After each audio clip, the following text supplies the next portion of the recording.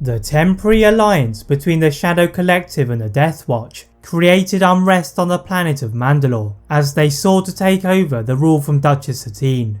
Having weakened the pacifist ideology of the Duchess, the criminal syndicates arrived to imprison her as Viszla betrayed Maul to take Mandalore for himself. But as per Mandalorian tradition, Viszla is forced to accept an offer for a duel from Maul, and his subsequent defeat enabled the Zabrak to place the former Prime Minister Almec to be his puppet, before manipulating the people into believing that Satine had murdered Viszla, which reduced the reputation of the Duchess to nothing. The occupation of the planet seemed to have fallen under the criminal syndicates, but following the death of Viszla, the Death Watch split up, and led by Bo Katan, they rescue the Duchess from her imprisonment. Their joy is short-lived, as they are shot to the floor by the Mandalorian Super Commandos, and Satine managed to scramble a transmission to the Jedi Council before she is captured again. The Jedi argue over their ability to intervene in the affairs of the neutral planet, but Obi-Wan compromises by taking the Twilight to save Satine. But what if Anakin had joined him in his quest to save Satine? Would they be able to save her from Maul? As you're going to find out, Anakin's intervention could have changed the life of Obi-Wan.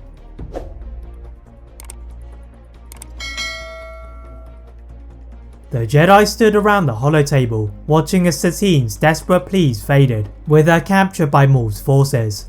Obi-Wan knows the Senate cannot know any kind of rescue, but he couldn't just stand by and watch Satine fall at Maul's blade. The Jedi Master is about to leave the room, when Anakin Skywalker sprinted into their vicinity. Yoda is concerned that having another Jedi could draw more attention to their intervention, but Obi-Wan knows he needed his Padawan to defeat Maul and Savage. The Jedi enter into their rusty freighter, and rather than using stealth to bypass the port officials, Anakin simply ran his lightsaber through the neck of the Mandalorian commando before equipping its armour.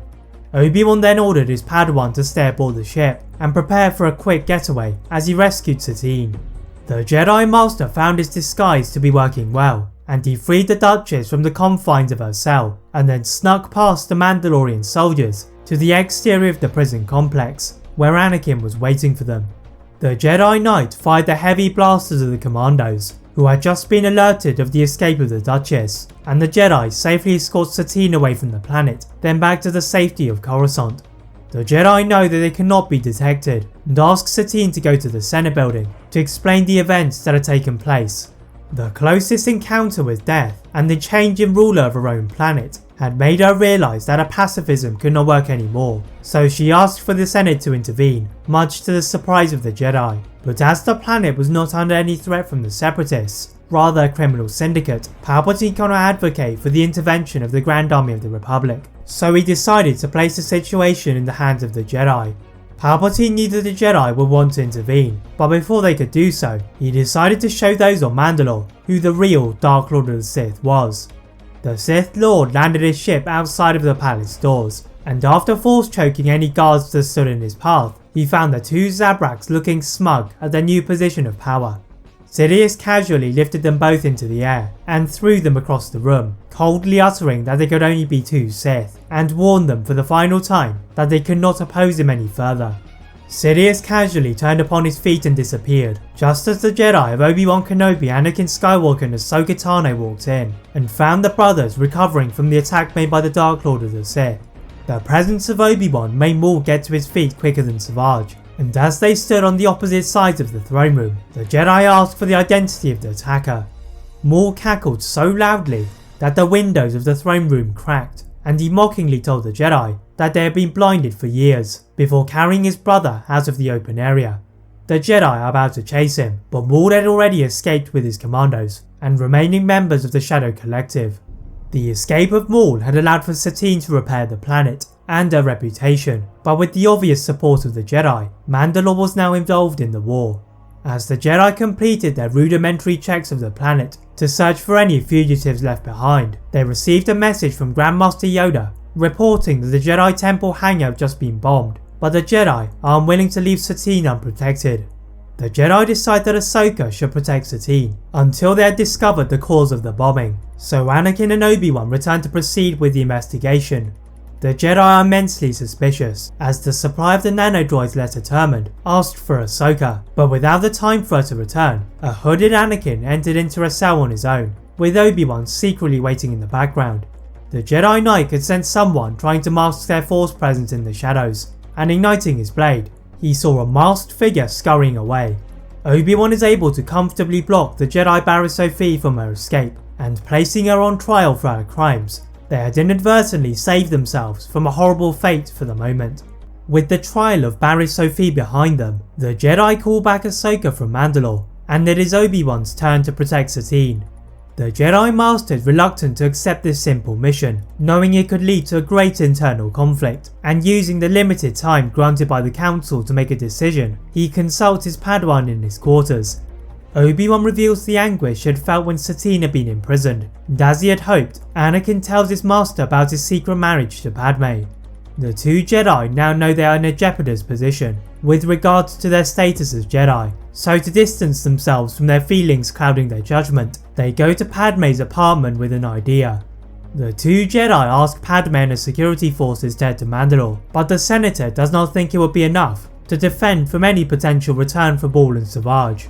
Padme leaving Coruscant was not an option, so the Jedi have to find another way to protect Satine, as they needed Ahsoka to return, just as the Gungan Jar Jar Binks walked in. The Jedi asks the Naboo Gungan representative to use his influence on the Gungans, and to gather their forces to try and guard the Duchess. A small contingent of Gungans now guarded Duchess Satine. Despite her safety, the words of Maul in the palace throne room remained in the minds of the Jedi, and on their next mission, these continued to haunt them. On the station of the planet of Ringo Vinda, the Jedi and the Separatists were locked in a titanic battle for control, and following the death of Jedi Master Tiplar by Clone Trooper Tup, the present Jedi have to search for Maul to get the answers they required. According to the Jedi Master Terra Sunube, the renegade Sith had last been seen in the lower levels of Coruscant's underworld, as he sought to recruit more bounty hunters and strike deals with crime syndicates. The three Jedi of Obi-Wan, Anakin and Ahsoka know the first place they have to look, and take a speeder to level 1312 and the secret hideout of the Dathomirian Asajj Ventress. The former apprentice to Dooku had not been one of those approached by Maul, but she had seen him recently visit a tavern named the Moshi Bar, a location frequently associated with bounty hunting. Placing their cows over their heads, the Jedi asked their usual drunken customers and death stick dealers if they had spotted the Zabraks, and one of them remembered that they had passed by several days ago, mentioning the planet of Florum. Obi-Wan's eyes widened as he realised that Maul and Savage were back for revenge on Hondo and his gang. Leaving Shakti and the other Jedi to deal with the situation on Kamino, the three Jedi take the Twilight to the planet of Florum, but in the airspace of the planet, a full-scale battle was already occurring. Hondo was using all of his fleet, previously stored in his secret vault, but Maul's fleet, funded by the Shadow Collective, was clearly winning the aerial battle. The Jedi knew that the dark side users wanted the throat of the pirates, and dived down to the planet below, settling upon one of the dust bowls near Hondo's ruined base. To their surprise, the Jedi could only see Savage press, causing terror amongst the pirate gang, and Obi-Wan leapt forward to block a killing strike aimed for Hondo. The raw power of the brute was not matched by his technique, and the three Jedi dissect him limb by limb, until he was left helpless on the floor. But in the face of defeat, Savage managed a low laugh that shook the Jedi to their core, as he told them that Maul had led an attack to take over Mandalore, whilst he had been a distraction for the Jedi.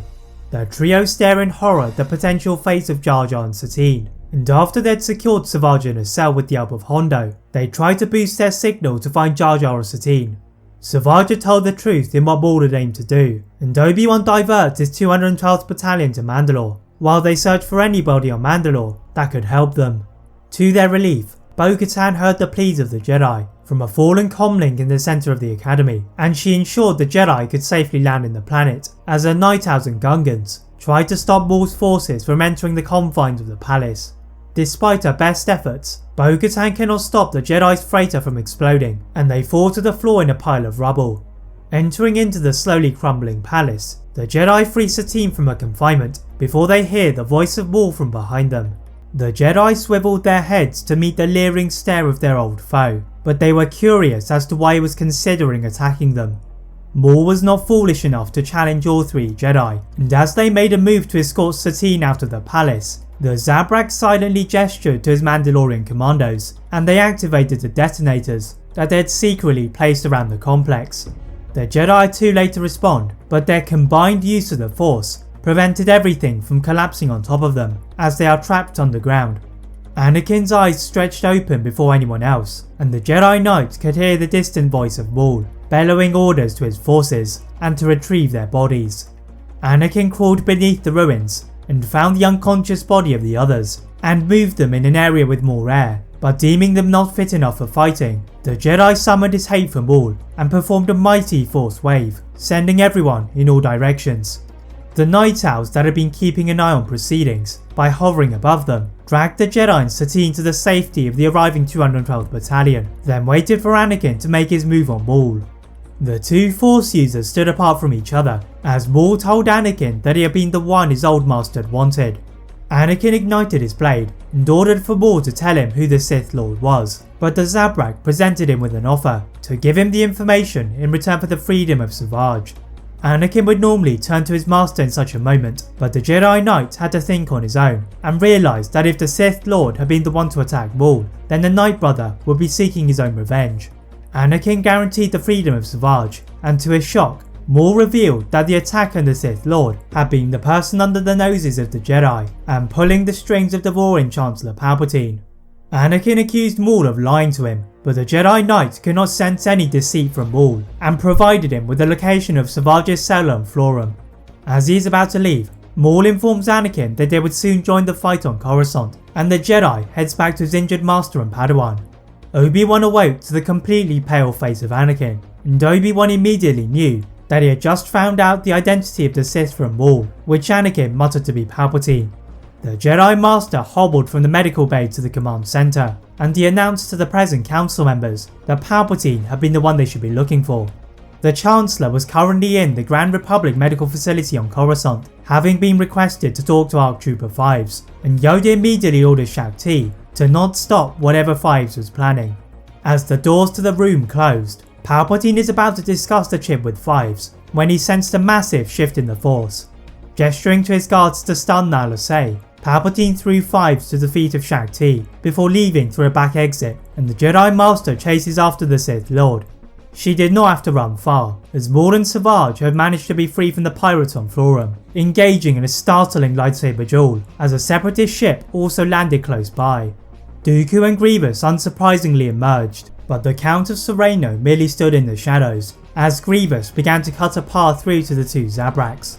The rather wounded Obi-Wan showed no signs of rustiness, using every bit of his skill alongside Plo Koon to topple the Kaleesh warrior as Master T and Anakin jumped at Palpatine. Having put an end to the lives of Maul and Savage, the Sith Lord attempted to convince Anakin that if he were to fall, he would never achieve his full power, and leapt onto several buildings to try to execute Order 66. Dooku smoothly entered into the battle, but to his horror, the order had failed due to the clones on Kamino being alerted by 5s of the imminent danger and had forced the Kaminoans to wipe out the contingency orders before they could be activated.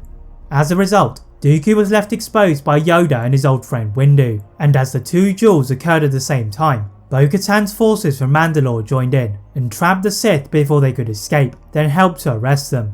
After the battle, Anakin is made a Jedi Master and a council member, taking the seat of his master, who had decided to reside on Mandalore with Satine and help rebuild the planet. Anakin paid frequent visits to his master, ensuring that he would always be grateful for his teachings as a Jedi. That is it for What If Anakin had joined Obi-Wan in saving Satine. If you enjoyed this What If, please like this video, turn on that notification bell, click that subscribe button on this channel, as well as on my other channel What If Films. And as always, leave a comment on what if you'd all like to see next, and how I can improve my videos. Thank you all very much for watching, and see you next time.